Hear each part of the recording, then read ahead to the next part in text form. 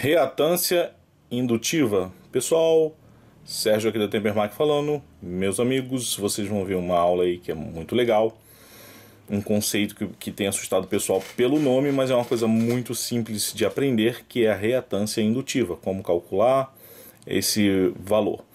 Vamos lá. Sérgio, para que eu preciso aprender reatância indutiva? Você precisa aprender pelo menos por dois pelo menos por dois motivos básicos. Um é, você vai trabalhar numa empresa, numa indústria, por exemplo, ou assim, sem indústria, pode ser um comércio, e o cara precisa lá de um técnico, seja técnico eletrotécnico, pode ser técnico eletrônico, e até alguns técnico mecânico, hein? E eletrotécnico, enfim, na área técnica, o cara, ou então uma prova do Enem, prova para o vestibular, prova para sabe-se lá, cai questões assim. Então, isso aí é um fato. O outro motivo também de você aprender reatância indutiva é para o seu conhecimento. Muitas pessoas vão dizer, Sérgio, esse é o que menos interessa, mas é o que deve ser mais levado em consideração. Conhecimento é tudo nesse mundo, meus amigos. Por que eu estou trazendo conceitos básicos aqui? Para quem acompanha no canal, tem visto que eu ando colocando algumas aulas aí de calcular coisas assim. Por quê? Amigos, eu quero trazer conhecimentos mais avançados aqui para o canal, e para isso é necessário começar aí com cálculos mais simples para a gente entender um cálculo mais complexo, ok? Eu estou preparando, né? Mais para frente a gente ainda tem que trilhar um caminho até chegar lá. Vou dar um exemplo. Quem faz manutenção de máquina de lavar sabe que tem lá um motor, tem capacitor, tem um indutor, e o pessoal fica sem entender, sabe para que as peças estão ali, quando dá defeito o que acontece, mas por que tem aquilo dali, certo? Então é necessário cálculos e conhecimento. Então o que eu acho mais importante é o conhecimento. Tem aqueles que acham mais importante para fazer uma prova para uma empresa, ou para o vestibular, ou para sabe-se lá o que lá. Então, pessoal, vamos aí iniciar esta aula, que eu sei que vocês vão gostar. E antes disso, como sempre, quem já me conhece, eu preciso vender meu jabazinho, gente! Então, vamos lá e logo em seguida a gente inicia as aulas. Pessoal, aqui no site da Tempermac eu estou em promoção com os cursos. Curso de manutenção de geladeira por R$ 99,90, manutenção de máquina de lavar por R$ 99,90, manutenção de placa de lavadora por R$ 99,90 e o pacotão com vários cursos. Quem tiver interesse e quiser fazer um curso aí completo, são dezenas e dezenas, centenas de videoaula, pode estar aproveitando essa promoção. Eu não sei, no momento que você estiver acessando, se ainda vai estar neste valor. Então, se tiver interessado, agora é a hora, meus amigos. Então, vamos ao vídeo! Reatância indutiva. Pessoal, o que é reatância indutiva? Como calcular reatância indutiva? Vamos lá. Meus amigos, reatância indutiva é a resistência que um indutor, símbolo de um indutor, oferece à passagem da corrente elétrica alternada. Então vamos lá, vamos entender esse circuito aqui. A gente já vem aqui para os cálculos, vocês vão ver que é bem simples e tem dica. Fica aí no vídeo que tem dica. Vamos entender esse circuito aqui. Aqui eu tenho uma fonte geradora de tensão. Essa parte de aqui dentro aqui é uma cobrinha, uma senoide, representando uma corrente alternada. Aqui eu tenho a tensão de 127 volts, numa frequência de 60 Hz, ou seja, essa senoidezinha aqui vai oscilar 60 vezes no período de 1 segundo. Então eu peguei essa tensão da rede elétrica como referência, que poderia ser 220 volts sem nenhum problema. E aqui eu tenho a peça, um indutor de 6 mH.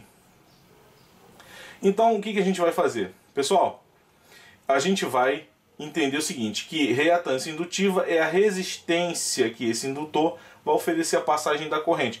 Uma corrente elétrica vai circular aqui e ele vai oferecer uma resistência, certo? Como se fosse um resistor à passagem da corrente elétrica alternado, não pode esquecer disso. E a gente tem que calcular essa resistência, qual é o valor dela em ohms, né? Então ele vai oferecer uma resistência à passagem da corrente elétrica e essa resistência vai ser dada em ohms. Entendemos o seguinte, entendemos o circuito, fonte geradora de uma tensão de 127 volts, numa frequência de 60 Hz, uma peça de um indutor de 6 mH. Então o valor que ela vai oferecer de resistência, que é dado em ohms, vamos calcular. Então vamos lá. Voltando aqui agora, XL, a gente sabe que o X é a reatância e o L é a indutância. Então, XL é igual. Olha só, pessoal. 2π, isso aqui é a fórmula já. Vezes, esse pontinho é um vezes. F é a frequência, vezes L. L é a indutância.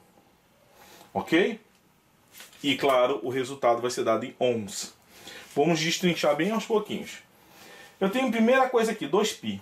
Gente, 1π significa, ó, π é igual a 3,1415, blá, blá, blá, blá, blá, blá. Então a gente só pegou essas casas decimais aqui, 3,14. Então 1π é 3,14. Então 2π é o quê? Esses aqui vezes 2, que dá 6,28, certo? Então 2π é igual a 6,28. Vezes F. F é a frequência em Hz. Qual é a frequência em Hz que eu estou usando aqui? 60 Hz. Então eu tenho 6,28 vezes 60 vezes L. Qual é o valor de L? L é a indutância.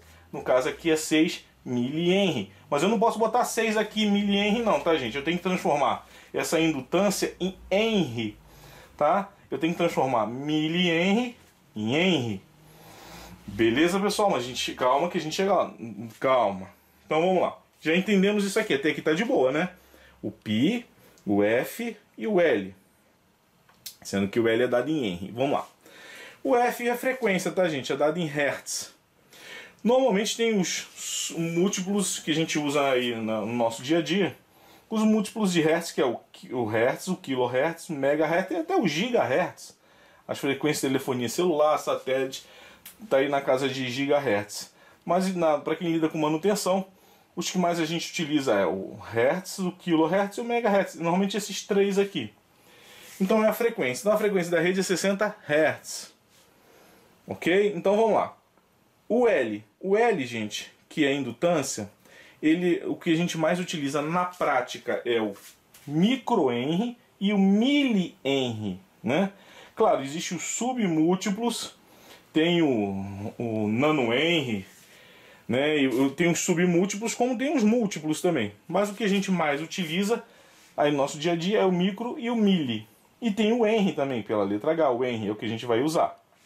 Então vamos lá, seguindo, até aí tudo bem, né, gente? Tranquilíssimo. Então vamos lá, isso aqui a gente já viu que 2π é igual a 6,28. Descemos aqui de boa, tranquilão. Agora vamos lá, pessoal, vamos aos cálculos, né? Depois eu vou dar aí a dica aqui, uma dica aqui legal. Olha só o que eu vou fazer aqui. Vamos pegar essa fórmula.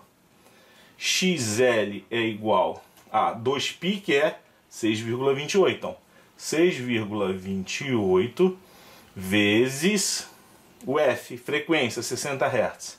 60 vezes L, que é 6 mH. Pera aí, agora eu preciso transformar em Henry, porque o que vai para cá é Henry, tá? Então vamos lá, gente. Milihenry, ó, milihenry equivale a 10 a menos 3. Aí você, Sérgio, agora escangalhou tudo. Agora estragou tudo. Calma, calma, vamos lá na dica. Pessoal, toda vez que vocês pegarem números assim, que você precisa converter, olha, o milihenry que tá vendo aqui, ó, que eu fiz aqui, ó, é 10 a menos 3. Microhenry, 10 a menos 6. Então como é que você vai fazer para transformar? Lá não é 6 mH.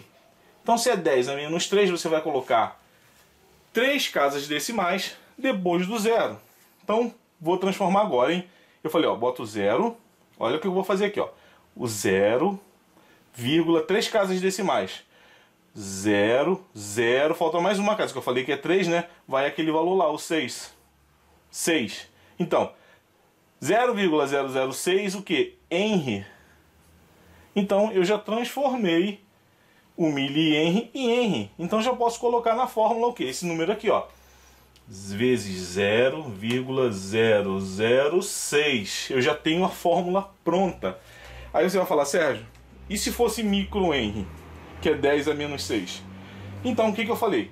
Se está menos 6, 6 casas depois da vírgula. Então, 6 casas. Então, vamos botar, ó, primeiro o zero e o vírgula. Ó, eu falei que é depois da vírgula. Então, vamos botar 6 casas. As 6 casas tem que incluir o número do indutor. Então, vamos lá. 1, 2, 3, 4, 5 e o 6. Então, isso aqui, se fosse 6 microhenry seria 0,000006 henry. Aí eu teria que botar esse número aqui gigante aqui. Pegaram aí a dica, galerinha? Então, quem lida aí com manutenção, o que mais a gente vai utilizar é o microhenry, milihenry. Normalmente até quem cai em prova, que cai, coisa assim, normalmente é sempre mais esses dois aqui. Ok? Se for mili 10 a menos 3, 3 casas decimais depois da vírgula. E se for o micro, 6 casas, incluindo o número que você vai colocar lá aqui.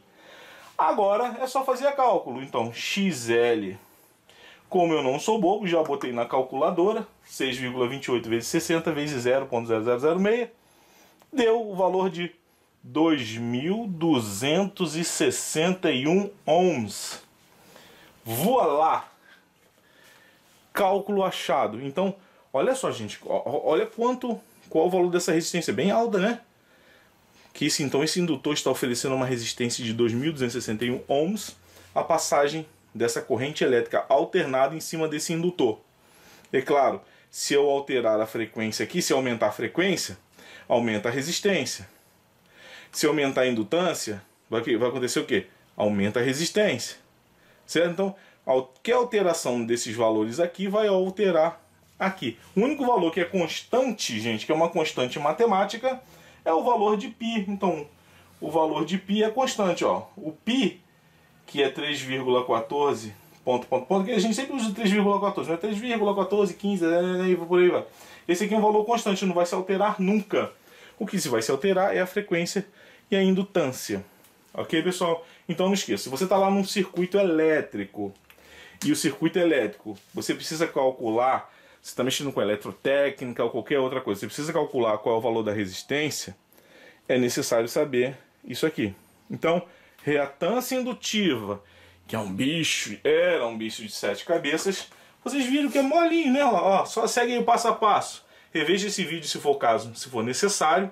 Pega esse macetão aqui, dá a vírgula para não esquecer, e pei, tá lá, você achou tranquilinho.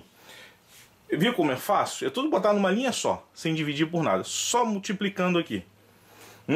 Então, você só tem que botar isso aqui na tua cabeça, que você vai fazer, por exemplo, uma prova, né? Você vai para o emprego, tem um emprego aí para um técnico eletrotécnico, técnico eletrônico, até técnico mecânico, pode cair questões ali. Então você, peraí, já que eu vou fazer uma prova numa empresa, para ganhar bem, eu vou entender isso aqui que é facinho. Agora, se você não vai trabalhar em lugar nenhum, tem esse conhecimento aqui, porque cada vez eu vou estar aprofundando mais as aulas aí na parte de eletrônica, de eletrotécnica, para manutenção de lavadora, de geladeira, né? E a parte eletrônica mesmo. Então não adianta eu vir com um conceito muito avançado se não souber isso aqui, que é essencial. Isso aqui é a fonte, é o início. É muito importante que saiba. Beleza, pessoal? Qualquer dúvida, deixa aqui embaixo nos comentários. Então, vamos lá, pessoal. Até o próximo vídeo.